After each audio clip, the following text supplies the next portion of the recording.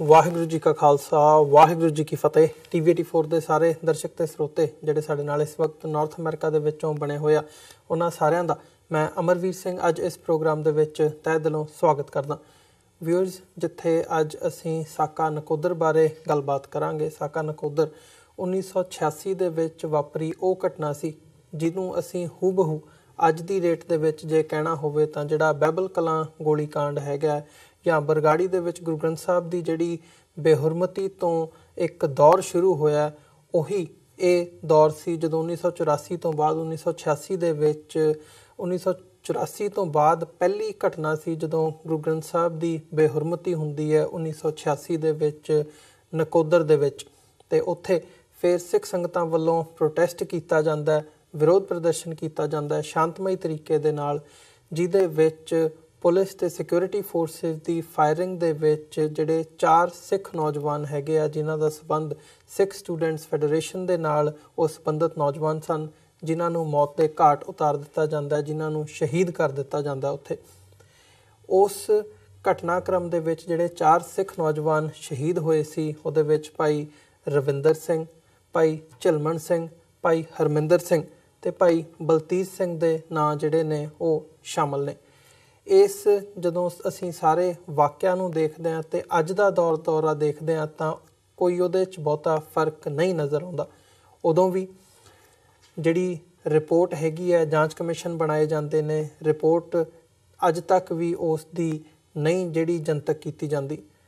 ਹਾਲਾਂਕਿ ਬਾਰ-ਬਾਰ ਇਹਦੇ 'ਤੇ ਜਿਹੜਾ ਦਬਾਅ ਹੈਗਾ ਉਹ ਬਣਾਇਆ ਜਾਂਦਾ, ਭਾਵੇਂ ਉਹ ਪਰਿਵਾਰ ਹੋਣ ਸਿੱਖ ਨੌਜਵਾਨਾਂ ਦੇ ਜਾਂ ਅਦਰਵਾਈਜ਼ ਅਸੀਂ ਦੇਖਦੇ ਹਾਂ ਈਵਨ ਮੈਂਬਰ ਪਾਰਲੀਮੈਂਟ ਜਿਹੜੇ ਇਸ ਵਕਤ ਪਟਿਆਲਾ ਤੋਂ ਹੈਗੇ ਆ ਡਾਕਟਰ ਧਰਮਵੀਰ ਗਾਂਧੀ, ਉਹਨਾਂ ਵੱਲੋਂ ਭਾਰਤ ਦੇ ਗ੍ਰਹਿ ਮੰਤਰੀ ਰਾਜਨਾਥ ਸਿੰਘ ਨਾਲ ਮੁਲਾਕਾਤ ਕਰਕੇ ਉਹਨਾਂ ਨੂੰ ਵੀ ਇਹਦੀ ਦਰਖਾਸਤ ਕੀਤੀ ਗਈ ਸੀ ਕਿ ਇਹ ਜਿਹੜੀ ਰਿਪੋਰਟ ਹੈਗੀ ਹੈ ਸਾਕਾ ਨਕੋਦਰ ਦੀ ਜਾਂਚ ਕੀਤੀ ਗਈ ਹੈ, 4 ਸਿੱਖ ਨੌਜਵਾਨ ਸ਼ਹੀਦ ਕੀਤੇ ਗਏ ਸੀ, ਘੱਟੋ ਘੱਟ ਉਹਦੀ ਰਿਪੋਰਟ ਜਨਤਕ ਕਰ ਦਿੱਤੀ ਜਾਵੇ ਤਾਂ ਕਿ ਉਹਦੇ 'ਤੇ ਅਗਾਊਂ ਜਿਹੜੀ ਕਾਰਵਾਈ ਹੈਗੀ ਹੈ ਉਹ ਹੋ ਸਕੇ। ਪਰ 33 ਸਾਲ ਬੀਤਣ ਤੋਂ ਬਾਅਦ ਅੱਜ ਤੱਕ ਹਜੇ ਤੱਕ ਉਹ ਜਿਹੜੀ ਰਿਪੋਰਟ ਹੈ ਜਨਤਕ ਨਹੀਂ ਕੀਤੀ ਗਈ। ਸੋ ਅੱਜ ਅਸੀਂ ਸਾਕਾ ਨਕੋਦਰ ਦੇ ਵਿੱਚ ਸ਼ਹੀਦ ਹੋਏ ਸਰਦਾਰ ਰਵਿੰਦਰ ਸਿੰਘ ਲਿੱਤਰਾ ਜਿਹੜੇ ਹੈਗੇ ਆ ਸੀ, ਉਹਨਾਂ ਦੇ ਭਰਾਤਾ ਇੱਥੇ ਸਟੈਨਫੋਰਡ ਯੂਨੀਵਰਸਿਟੀ ਕੈਲੀਫੋਰਨੀਆ ਦੇ ਵਿੱਚ ਆਪਣੀ ਸੇਵਾ ਨਿਭਾ ਰਹੇ ਆ, ਉਹਨਾਂ ਦੇ ਨਾਲ ਅਸੀਂ ਅੱਜ ਗੱਲਬਾਤ ਕਰਾਂਗੇ। ਸੋ ਕੈਲੀਫੋਰਨੀਆ ਤੋਂ ਉਹਨਾਂ ਦੇ ਭਰਾ ਸਰਦਾਰ ਹਰਿੰਦਰ ਸਿੰਘ ਸਾਡੇ ਨਾਲ ਫੋਨ ਲਾਈਨ 'ਤੇ ਬਣੇ ਨੇ। ਆਓ ਉਹਨਾਂ ਨਾਲ ਅੱਜ ਦੀ ਇਹ ਵਿਚਾਰ ਚਰਚਾ ਦੀ ਸ਼ੁਰੂਆਤ ਕਰਦੇ ਹਾਂ। ਹਰਿੰਦਰ ਸਿੰਘ ਜੀ, ਤੁਹਾਡਾ ਸਵਾਗਤ ਹੈ। ਵਾਹਿਗੁਰੂ ਜੀ ਕਾ ਖਾਲਸਾ ਵਾਹਿਗੁਰੂ ਜੀ ਕੀ ਫਤਿਹ ਜੀ। ਵਾਹਿਗੁਰੂ ਜੀ ਕਾ ਖਾਲਸਾ ਵਾਹਿਗੁਰੂ ਜੀ ਕੀ ਫਤਿਹ। ਅਮਰਵੀਰ ਜੀ, ਭਾਈ ਸਾਹਿਬ ਸ਼ੁਰੂਆਤ ਕਰੀਏ। ਮੈਂ ਥੋੜ੍ਹਾ ਜਿਹਾ, ਕਿਉਂਕਿ ਕਈ ਵਾਰ ਨਹੀਂ ਜਿਹੜੇ ਦਰਸ਼ਕ ਹੁੰਦੇ ਉਹਨਾਂ ਨੂੰ ਪਤਾ ਹੁੰਦਾ, ਮੈਂ ਥੋੜ੍ਹਾ ਜਿਹਾ ਸਾਕਾ ਨਕੋਦਰ ਬਾਰੇ ਵੀ ਜਾਣਨਾ ਚਾਹੂੰਗਾ, ਉਸ ਵਾਕਿਆ ਬਾਰੇ, ਕਿਉਂਕਿ 4 ਫਰਵਰੀ 1986 ਨੂੰ ਅਸੀਂ ਇਹ ਜਿਹੜੀ ਘਟਨਾ ਹੈਗੀ ਹੈ ਵਾਪਰਦੀ ਹੈ, ਸ਼ਹਾਦਤ ਹੁੰਦੀ ਹੈ ਸਿੱਖ ਨੌਜਵਾਨਾਂ ਦੀ, ਅਤੇ ਅੱਜ ਅਸੀਂ ਜਦੋਂ ਗੱਲ ਕਰ ਰਹੇ ਹਾਂ ਤਾਂ ਉਹੀ ਦਿਨ ਚੱਲ ਰਹੇ ਨੇ। ਬੀਤੇ ਦਿਨ ਨਿਊਯਾਰਕ ਦੇ ਵਿੱਚ ਸਮਾਗਮ ਹੋਇਆ, ਆਉਣ ਵਾਲੇ ਦਿਨਾਂ ਦੇ ਵਿੱਚ ਕੈਲੀਫੋਰਨੀਆ ਦੇ ਵਿੱਚ ਮਿਲਪੀਟਸ ਜਿਹੜਾ ਗੁਰਦੁਆਰਾ ਸਾਹਿਬ ਹੈਗਾ ਉੱਥੇ ਸ਼ਹੀਦਾਂ ਦੀ ਯਾਦ ਨੂੰ ਸਮਰਪਿਤ ਸਮਾਗਮ ਰੱਖੇ ਹੋਏ ਆ। ਫਿਰ ਪੰਜਾਬ ਦੇ ਵਿੱਚ ਨਕੋਦਰ ਦੇ ਵਿੱਚ ਵੀ ਜਿਹੜੇ ਸਮਾਗਮ ਹੈਗੇ ਆ ਉਹ ਹੋਣ ਜਾ ਰਹੇ ਆ। ਸੋ ਜਿੱਥੇ ਮੈਂ ਥੋੜ੍ਹਾ ਜਿਹਾ ਸਾਕਾ ਨਕੋਦਰ ਬਾਰੇ ਜਾਣਨਾ ਚਾਹੂੰਗਾ, ਉੱਥੇ ਜਿਹੜੀ ਰਿਪੋਰਟ ਦੀ ਗੱਲ ਹੁੰਦੀ ਹੈ ਉਸ ਬਾਰੇ ਮੈਂ ਵੇਰਵੇ ਦੇ ਨਾਲ ਤੁਹਾਡੇ ਕੋਲੋਂ ਜਾਣਨਾ ਚਾਹੂੰਗਾ ਕਿ ਇਹ ਰਿਪੋਰਟ ਦੇ ਵਿੱਚ ਹਮੇਸ਼ਾ ਇਹ ਗੱਲ ਕੀਤੀ ਜਾਂਦੀ ਹੈ, member parliament doctor Dharamvir Gandhi ਵੱਲੋਂ ਵੀ ਇਹ ਮੁੱਦਾ ਚੁੱਕਿਆ ਗਿਆ, ਫਿਰ MLA ਜਿਹੜੇ ਹੈਗੇ ਆਮ ਆਦਮੀ ਪਾਰਟੀ ਦੇ ਵਿੱਚ ਸੀ ਸਰਦਾਰ ਕੰਵਰ ਸੰਧੂ, ਉਹਨਾਂ ਵੱਲੋਂ ਵੀ ਇਹ ਜਿਹੜਾ ਇਸ਼ੂ ਹੈਗਾ ਉਹਨੂੰ ਚੁੱਕਿਆ ਗਿਆ। ਉਸ ਬਾਬਤ ਵੀ ਮੈਂ ਜਾਣਨਾ ਚਾਹੂੰਗਾ। ਹਾਂਜੀ ਵੀਰ ਜੀ, ਇਹ ਜਿਹੜਾ ਸਾਕਾ ਨਕੋਦਰ ਹੈ ਜੀ, ਇਹਦਾ ਮੁੱਢ ਜਿਹੜਾ ਹੈਗਾ ਉਹ 2 ਫਰਵਰੀ 1986 ਨੂੰ ਵੱਜਦਾ, ਜਦੋਂ ਉੱਥੇ ਗੁਰਦੁਆਰਾ ਸਾਹਿਬ 'ਚ 5 ਗੁਰੂ ਗ੍ਰੰਥ ਸਾਹਿਬ ਜੀ ਦੇ ਸਰੂਪ ਜਿਹੜੇ ਹੈਗੇ ਆ ਉਹ ਅਗਨ ਭੇਟ ਹੋ ਜਾਂਦੇ ਜੀ। ਤੇ ਜਦੋਂ 5 ਸਰੂਪ ਜਿਹੜੇ ਹੈਗੇ ਆ ਅਗਨ ਭੇਟ ਹੋ ਜਾਂਦੇ ਆ ਤੇ ਉਸ ਤੋਂ ਬਾਅਦ ਜਿਹੜਾ ਹੈਗਾ ਪੁਲਿਸ ਨੂੰ ਜਿਹੜਾ ਦੱਸਿਆ ਜਾਂਦਾ, ਫਿਰ ਮੌਕੇ ਤੇ ਜਿਹੜਾ DSP ਹੈਗਾ ਉੱਥੇ ਗੋਪਾਲ ਸਿੰਘ ਘੁੰਮਣ ਤੇ SDM ਸਰਜੀਤ ਸਿੰਘ ਰਾਜਪੂਤ ਉਹ ਪਹੁੰਚਦੇ ਹੈਗੇ ਉੱਥੇ, ਮੌਕੇ ਦੀ ਜਾਂਚ ਕਰਦੇ ਹੈਗੇ ਆ ਤੇ ਉਹ ਲੱਭਦੇ ਵੀ ਇਹ ਕਿਸੇ ਦੀ ਸ਼ਰਾਰਤ ਆ। ਉਸ ਤੋਂ ਬਾਅਦ ਜਿਹੜੀ ਆ FIR ਥਾਣੇ 'ਚ ਲਿਖ ਲੈਂਦੇ ਆ ਜੀ, FIR ਨੰਬਰ 50 2 ਫਰਵਰੀ ਨੂੰ ਇਹ ਨਕੋਦਰ ਥਾਣੇ 'ਚ ਲਿਖ ਲਈ ਜਾਂਦੀ ਹੈ। ਪਰ ਲਿਖਣ ਤੋਂ ਬਾਅਦ ਵੀ ਕੋਈ ਵੀ ਪੁਲਿਸ ਜਿਹੜੀ ਆ ਕਾਰਵਾਈ ਕਰਨ ਨੂੰ ਤਿਆਰ ਨਹੀਂ ਹੁੰਦੀ। ਤੇ ਉਸ ਤੋਂ ਬਾਅਦ ਜਿਹੜਾ ਹੈਗਾ ਇਲਾਕੇ ਦਾ ਜਿਹੜਾ ਲੋਕਲ MLA ਹੈਗਾ ਸਰਦਾਰ ਕੁਲਦੀਪ ਸਿੰਘ ਬਡਾਲਾ ਜਿਹੜੇ ਸੀਗੇ ਜਥੇਦਾਰ ਜੀ, ਉਹਨਾਂ ਨੂੰ ਅਪਰੋਚ ਕੀਤਾ ਜਾਂਦਾ ਤੇ ਉਹ ਕਹਿੰਦੇ ਕਿ ਠੀਕ ਹੈ ਮੈਂ ਨੈਕਸਟ ਡੇ 3 ਫਰਵਰੀ ਨੂੰ ਨਕੋਦਰ ਪਹੁੰਚਦਾ ਤੇ ਫਿਰ ਆਪਾਂ ਜਿਹੜਾ ਹੈਗਾ ਇਹਨਾਂ ਨਾਲ ਗੱਲ ਕਰਦੇ ਹਾਂ ਪੁਲਿਸ ਵਾਲਿਆਂ ਨਾਲ। ਤੇ ਉਸ ਤੋਂ ਬਾਅਦ ਜਿਹੜਾ ਹੈਗਾ ਜੀ ਜਿਹੜੇ ਲਾਗੇ ਪਿੰਡ ਹੈਗੇ ਜਾਂ ਲਾਗੇ ਨਗਰ ਹੈਗੇ ਆ ਉਹਨਾਂ 'ਚ ਸ਼ਾਮ ਨੂੰ ਜਿਹੜਾ ਹੈਗਾ ਆਲੇ ਦੁਆਲੇ ਜਿਹੜਾ ਹੈਗਾ ਕਿਹਾ ਜਾਂਦਾ ਸਪੀਕਰਾਂ 'ਚ ਗੁਰਦੁਆਰਾ ਸਾਹਿਬ ਤੋਂ ਕਿ ਤੁਸੀਂ 3 ਫਰਵਰੀ ਨੂੰ ਜਿਹੜਾ ਹੈਗਾ ਉਹ ਨਕੋਦਰ ਸ਼ਹਿਰ 'ਚ ਪਹੁੰਚੋ। 2 ਦੀ ਸ਼ਾਮ ਨੂੰ ਜਿਹੜੀ ਹੈਗੀ ਆ ਉੱਥੇ ਜਿਹੜਾ SSP ਸੀ ਇਜ਼ਹਾਰ ਆਲਮ ਤੇ ADC ਦਰਬਾਰਾ ਸਿੰਘ ਗੁਰੂ ਉਹ ਗੁਰਦੁਆਰਾ ਸਾਹਿਬ ਪਹੁੰਚ ਜਾਂਦੇ ਜੀ। ਉਹ ਪਹੁੰਚ ਕੇ ਉੱਥੇ ਜਿਹੜੀ ਪਹਿਲੀ ਰਿਪੋਰਟ ਆ ਉਹਨੂੰ ਖਾਰਜ ਕਰ ਦਿੰਦੇ ਆ ਤੇ ਉਹ ਕਹਿੰਦੇ ਵੀ ਇਹ ਜਿਹੜੀ ਇਹਦੇ ਲਈ ਜਿਹੜਾ ਜ਼ਿੰਮੇਵਾਰ ਬੰਦਾ ਹੈਗਾ ਉਹ ਗੁਰਦੁਆਰਾ ਸਾਹਿਬ ਦਾ ਗ੍ਰੰਥੀ ਆ, ਇਹਦੀ ਅਣਗਹਿਲੀ ਨਾਲ ਇਹ ਵਾਪਰਿਆ। ਉਹਦੇ ਨਾਲ ਸੁਭਾਅ ਕੀ ਸੀਗਾ ਵੀ ਸੰਗਤਾਂ 'ਚ ਰੋਸ ਹੋਰ ਵੱਧ ਜਾਂਦਾ। ਤੇ ਉਸ ਤੋਂ ਬਾਅਦ ਨੈਕਸਟ ਡੇ ਜਿਹੜਾ 3 ਫਰਵਰੀ ਨੂੰ ਇੱਕ ਰੋਸ ਮਾਰਚ ਗੁਰਦੁਆਰਾ ਸਾਹਿਬ ਤੋਂ ਪੁਲਿਸ ਸਟੇਸ਼ਨ ਤੱਕ ਜਾਂਦਾ ਜਿੱਥੇ ਕਿ ਜਿਹੜਾ ਇਹ SSP ਇਜ਼ਹਾਰ ਆਲਮ ਹੈ ਤੇ ADC ਦਰਬਾਰਾ ਗੁਰੂ ਵੀ ਉੱਥੇ ਬੈਠਾ। ਇਹਨਾਂ ਨੂੰ ਅਪਰੋਚ ਕੀਤਾ ਜਾਂਦਾ ਵੀ ਤੁਸੀਂ ਇਹ ਮਸਲੇ ਨੂੰ ਨਿਬੇੜੋ, ਜਿਹੜੇ ਦੋਸ਼ੀ ਆ ਉਹਨਾਂ ਨੂੰ ਫੜੋ।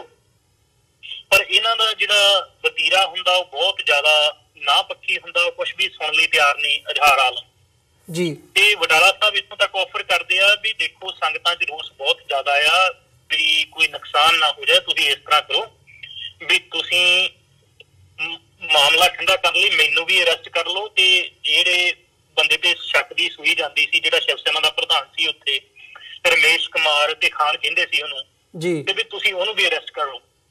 ਪਰ ਉਹ SSP ਕਹਿੰਦਾ ਨਹੀਂ, ਮੈਂ ਨਾ ਉਹਨੂੰ ਅਰੈਸਟ ਕਰਨਾ ਹੈਗਾ ਤੇ ਨਾ ਕੋਈ ਕਾਰਵਾਈ ਕਰਨੀ। ਕਹਿੰਦਾ ਮੈਨੂੰ ਇਹਨਾਂ ਨਾਲ ਨਜਿੱਠਣਾ ਆਉਂਦਾ, ਮੈਂ ਕੱਲ ਨੂੰ ਜਿਹੜੀ ਹੈਗੀ ਲਾਗਲੇ ਜ਼ਿਲ੍ਹਿਆਂ ਤੋਂ ਪੁਲਿਸ ਸੱਦੂਗਾ, CRP ਸੱਦੂਗਾ, BSF ਸੱਦੂਗਾ ਤੇ ਮੈਂ ਜਿਹੜਾ ਇਹਨਾਂ ਨਾਲ ਕਰੜੇ ਹੱਥੀਂ ਨਿਪਟੂਗਾ ਜੀ। ਖੈਰ ਜੀ ਉਸ ਤੋਂ ਬਾਅਦ ਬਡਾਲਾ ਸਾਹਿਬ ਬਾਹਰ ਆਉਂਦੇ ਆ ਤੇ ਬਾਬਾ ਜਗਿੰਦਰ ਸਿੰਘ ਜੀ ਵੀ ਉਦੋਂ ਆਏ ਹੁੰਦੇ, ਉਹ ਵੀ ਗੱਲ ਕਰਦੇ ਆ। SDM ਵੀ ਜਿਹੜਾ ਮੌਕੇ ਦਾ ਉਹ ਵੀ ਕਹਿੰਦਾ, ਪਰ SSP ਕਿਸੇ ਦੀ ਗੱਲ ਨਹੀਂ ਸੁਣਦਾ।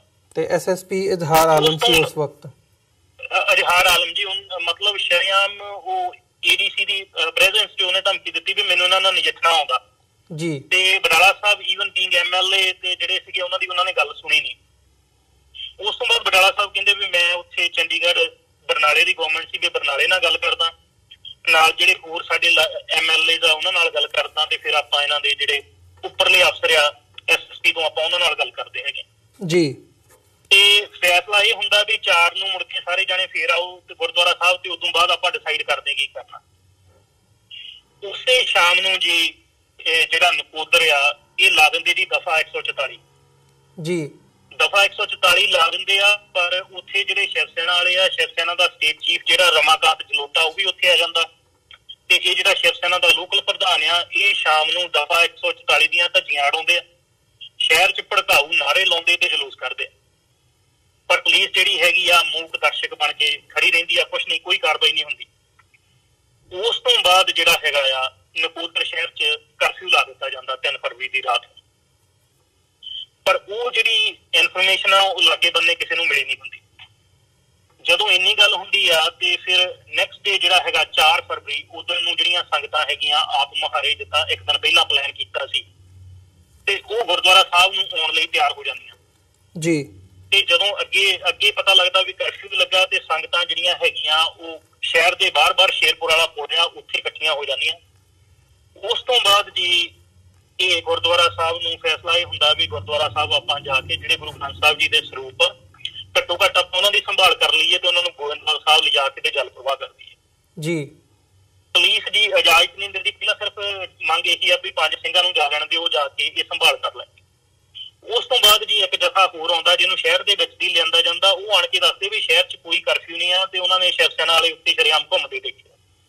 ਜਦੋਂ ਇਹ ਗੱਲ ਹੁੰਦੀ ਆ ਫਿਰ ਪੁਲਿਸ ਨਾਲ ਫਿਰ ਦੁਬਾਰਾ ਗੱਲਬਾਤ ਕਰਦੇ ਵੀ ਦੇਖੋ ਜੇ ਇੰਨੀ ਗੱਲ ਹੀ ਆ ਵੀ ਉੱਥੇ ਉਹਨਾਂ ਲਈ ਕੋਈ ਕਰਫਿਊ ਨਹੀਂ ਤੇ ਫਿਰ ਤੁਸੀਂ ਸਾਨੂੰ ਕਿਉਂ ਰੋਕਦੇ ਆ, ਅਸੀਂ ਤਾਂ ਸਿਰਫ ਗੁਰੂ ਗ੍ਰੰਥ ਸਾਹਿਬ ਜੀ ਦੇ ਸਰੂਪ ਜਿਹੜੇ ਹੈਗੇ ਆ ਉਹ ਉੱਥੋਂ ਲੈ ਕੇ ਤੇ ਜਲ ਪ੍ਰਵਾਹ ਕਰਦੇ। ਉਸ ਤੋਂ ਬਾਅਦ ਜੀ ਪੁਲਿਸ ਇਹਨਾਂ ਨੂੰ ਰਾਹ ਦੇ ਦਿੰਦੀ ਹੈ, ਸਤਨਾਮ ਵਾਹਿਗੁਰੂ ਦਾ ਜਾਪ ਕਰਦੇ ਤੁਰ ਪੈਂਦੇ।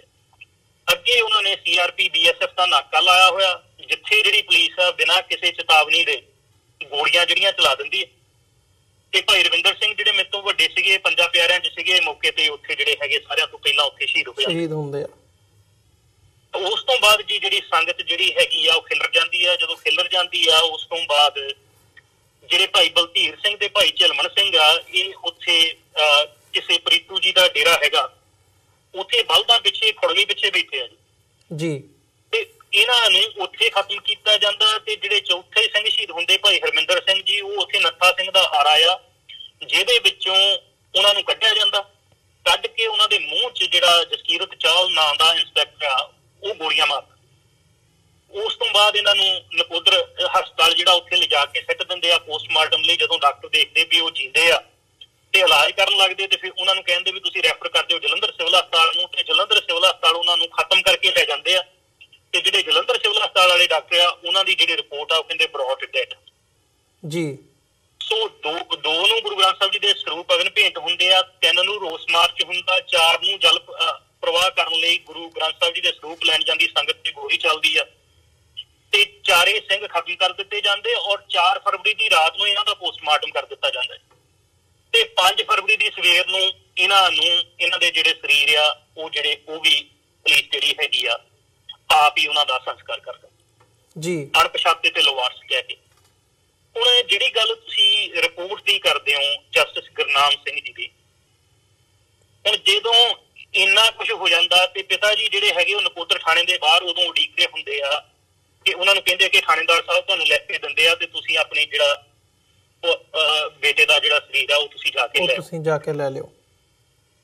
ਹਾਂਜੀ, ਪਰ ਜਦੋਂ ਉਹਨਾਂ ਨੂੰ ਪਤਾ ਲੱਗਦਾ ਕਿ ਇਹਨਾਂ ਨੇ ਤਾਂ ਜਿੱਦਾਂ ਜਿਹੜਾ ਹੈਗਾ ਉਹਨਾਂ ਦਾ ਜਿਹੜਾ ਅੰਤਮ ਸੰਸਕਾਰ ਕਰ ਦਿੱਤਾ, ਤੇ ਪਿਤਾ ਜੀ ਫਿਰ ਥਾਣੇ ਦੇ ਮੂਹਰੇ ਧਰਨਾ ਮਾਰ ਕੇ ਬਹਿ ਜਾਂਦੇ ਜੀ। ਉਸ ਤੋਂ ਬਾਅਦ ਜੀ ਉੱਥੇ ਜਿਹੜੇ ਲੋਕਲ MLA ਬਡਾਲਾ ਸਾਹਿਬ ਆ, ਮਨਹਾਸ ਸਰਜੀਤ ਸਿੰਘ ਮਨਹਾਸ ਜਿਹੜੇ ਬਾਅਦ ਚ ਸਪੀਕਰ ਵੀ ਬਣੇ, ਸੁਰਿੰਦਰਪਾਲ ਸਿੰਘ ਖੰਮਾ ਨਾਲ, ਜਥੇਦਾਰ ਮਹਾਲੋਂ, ਜਥੇਦਾਰ ਕਹਾੜ, ਜਾਣੀ ਕਿ ਕਾਫੀ ਉੱਥੇ ਜਿਹੜੇ ਲੋਕਲ ਤੇ ਸਰਕਲ ਜਥੇਦਾਰ ਉਹ ਸਾਰੇ ਫਿਆਨ ਕੇ ਇਹਨਾਂ ਨੂੰ ਜੁਆਇਨ ਕਰ ਲੈਂਦੇ ਉੱਥੇ ਥਾਣੇ ਦੇ ਬਾਹਰ ਜੀ।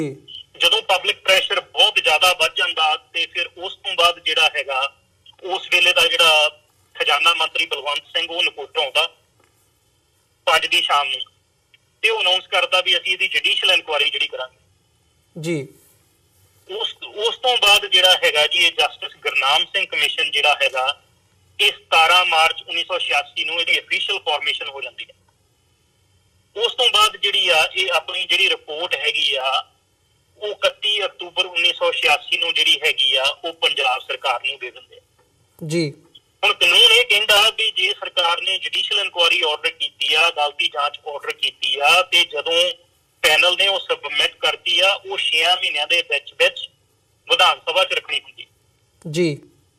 ਹੁਣ ਤੁਸੀਂ ਸਾਡੇ ਲਈ ਸਿੱਖਾਂ ਲਈ ਕਾਨੂੰਨ ਕੋਈ ਨਹੀਂ ਗਾ। ਤੁਸੀਂ ਇਹ ਦੇਖੋ ਵੀ 1986 ਦੀ ਜਿਹੜੀ ਰਿਪੋਰਟ ਆ ਉਹਦੇ ਬਾਰੇ ਵਿਧਾਨ ਸਭਾ 'ਚ ਪਹਿਲੀ ਵਾਰੀ ਗੱਲ ਜਿੱਦਣ ਹੁਣ ਇਹਨਾਂ ਨੇ ਜਸਟਿਸ ਰਣਜੀਤ ਸਿੰਘ ਕਮਿਸ਼ਨ ਦੀ ਰਿਪੋਰਟ ਜਿਹੜੀ ਹੈਗੀ ਆ ਉਹਦੇ ਬਾਰੇ ਗੱਲਬਾਤ ਹੋਣੀ ਸੀ, ਉਸ ਦਿਨ ਵਿਧਾਨ ਸਭਾ ਦੇ ਵਿੱਚ ਜਿਹੜੀ ਹੈਗੀ ਆ 28 ਅਗਸਤ 2018 ਨੂੰ ਇਹਦੇ ਬਾਰੇ ਗੱਲਬਾਤ ਹੁੰਦੀ 32 ਸਾਲ ਬਾਅਦ ਜੀ। ਤੇ ਉਸ ਵੇਲੇ ਜਿਹੜੇ ਕੰਵਰ ਸੰਧੂ ਜਿਹੜੇ ਸੀਗੇ ਉਹ ਤੇ ਹਰਵਿੰਦਰ ਸਿੰਘ ਫੂਲਕਾ ਦੋਏ ਆਪ ਦੇ MLA ਸੀਗੇ ਆਮ ਆਦਮੀ ਪਾਰਟੀ ਦੇ, ਦੋਨਾਂ ਨੇ ਡਿਮਾਂਡ ਕੀਤੀ ਹੈਗੀ ਆ ਕਿ ਤੁਸੀਂ ਇਹ ਜਿਹੜੀ ਰਿਪੋਰਟ ਹੈਗੀ ਆ ਇਹ ਜਨਤਕ ਕਰੋ ਔਰ ਇਹ ਤੇ ਐਕਸ਼ਨ ਕਰੋ ਅਗਲੀ ਵਿਧਾਨ ਸਭਾ ਦੇ ਸੈਸ਼ਨ 'ਚ ਜੀ।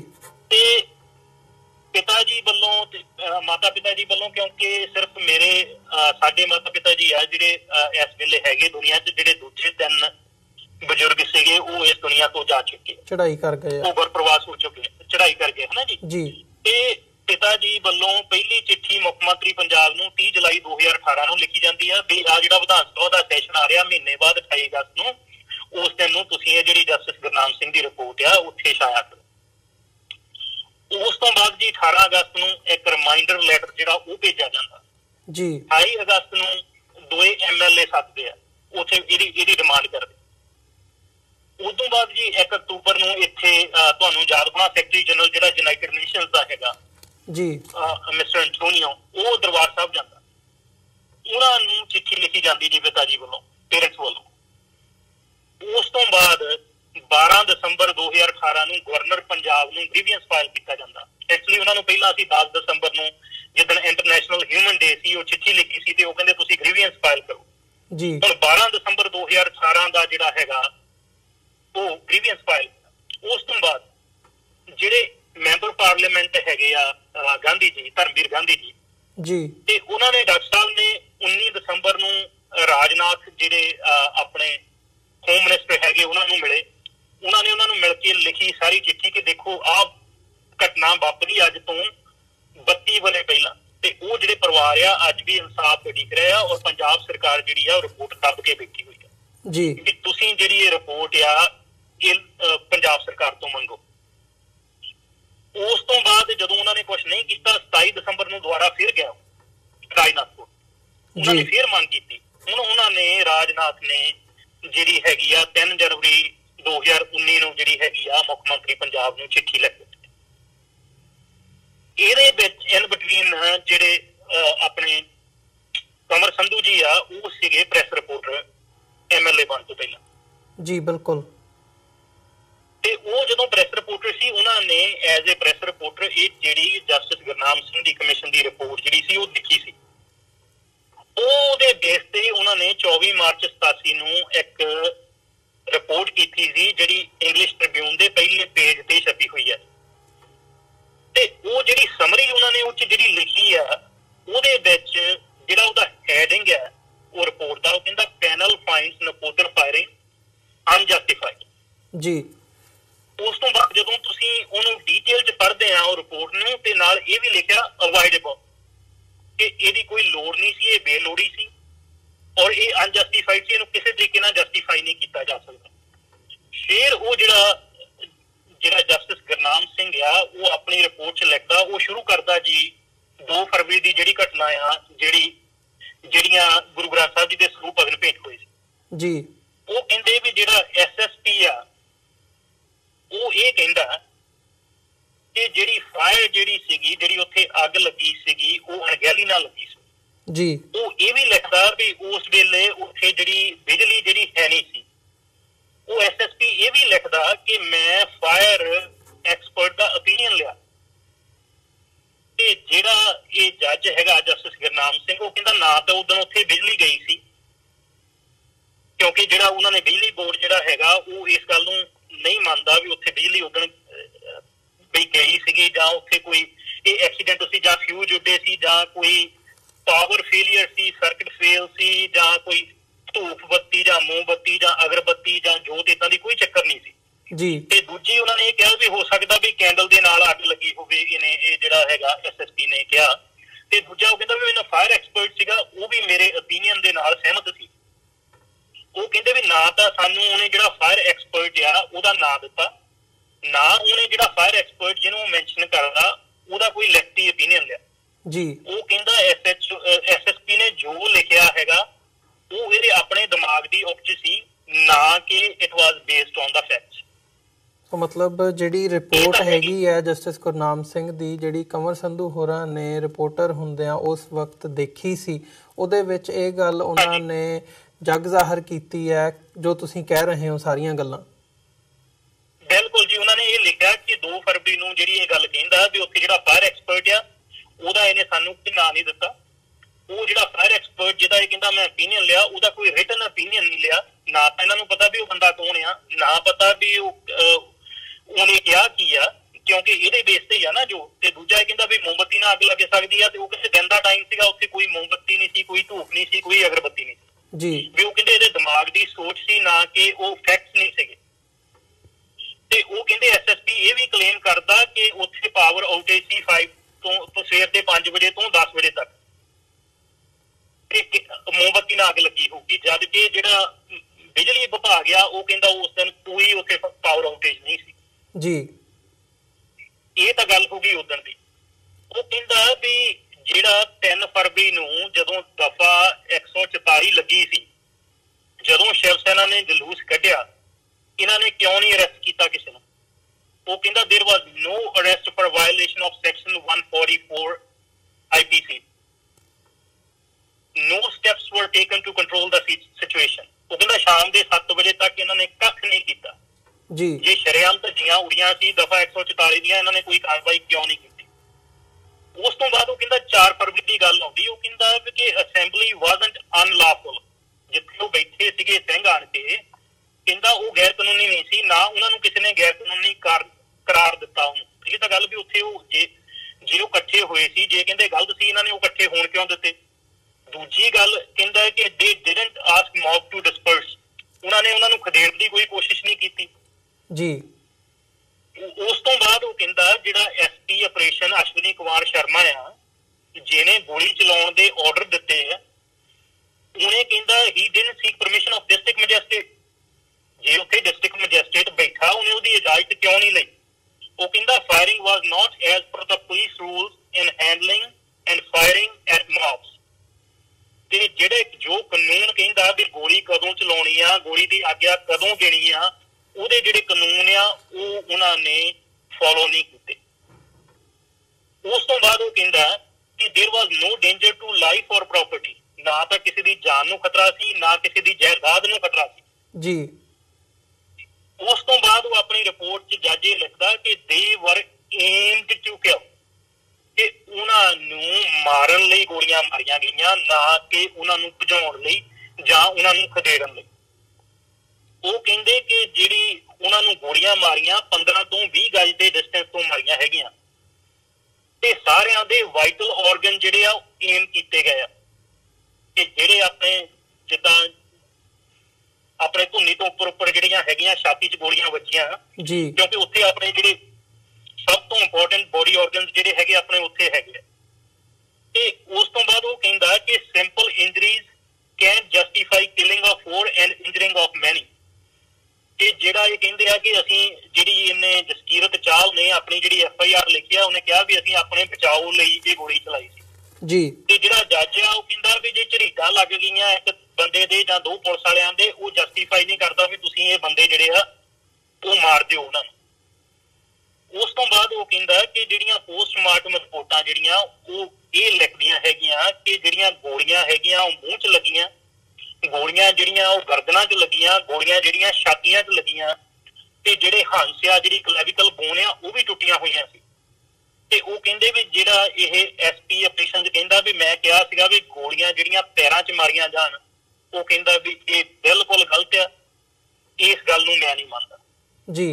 ਉਸ ਤੋਂ ਬਾਅਦ ਜਿਹੜੀ ਉਹ ਰਿਪੋਰਟ ਆ ਉਹ ਇਹ ਕਹਿੰਦੀ ਵੀ ਰਿਪੋਰਟ ਫਿਰ ਛਾਇਆ ਕਿਉਂ ਨਹੀਂ ਹੋਈ। ਜੇ ਰਿਪੋਰਟ ਮਿਲ ਗਈ ਸੀ ਤੇ ਫਿਰ ਇਹ ਕਿਉਂ ਨਹੀਂ ਜਿਹੜੀ ਹੈਗੀ ਇਹਦੇ ਤੇ ਕਾਰਵਾਈ ਕਿਉਂ ਨਹੀਂ ਕੀਤੀ ਗਈ।